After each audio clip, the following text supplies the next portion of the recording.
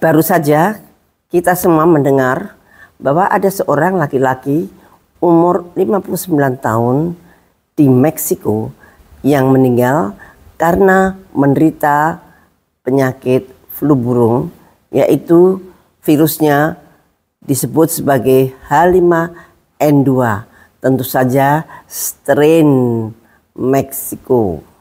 Tapi kali ini kita juga mendengar dari laman WHO langsung bahwa seorang bayi yang berumur 2,5 tahun di Australia menderita H5N1 flu burung, yang dulu adalah strain Indonesia, itu juga H5N1.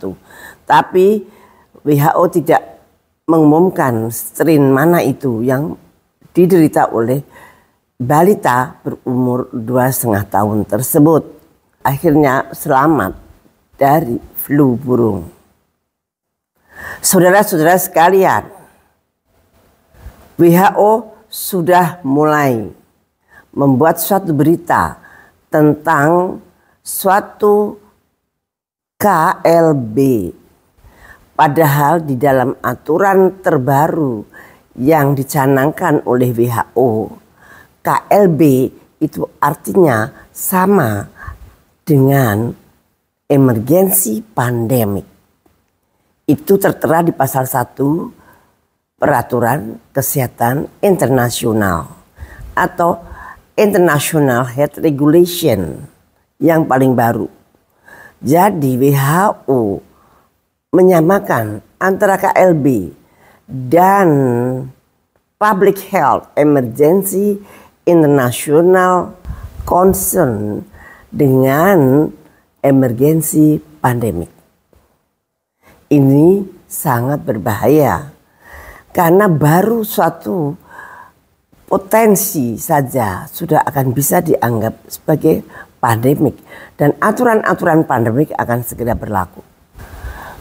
Menurut saya, pemerintah Republik Indonesia harus dengan tegas segera meneliti bila ada kasus flu burung yang ada di Indonesia.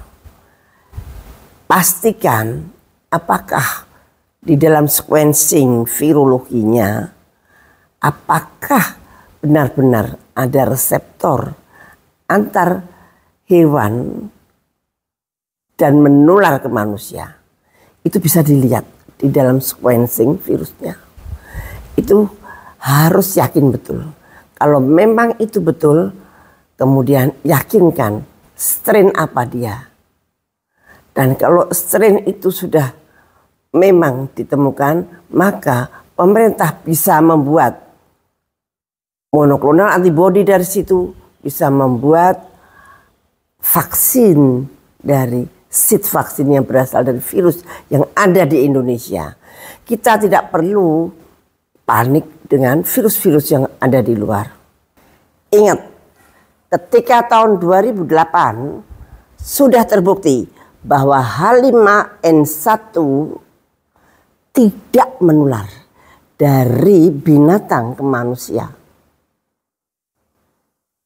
Artinya, kalau sekarang menular, berarti H5N1 sudah bermutasi.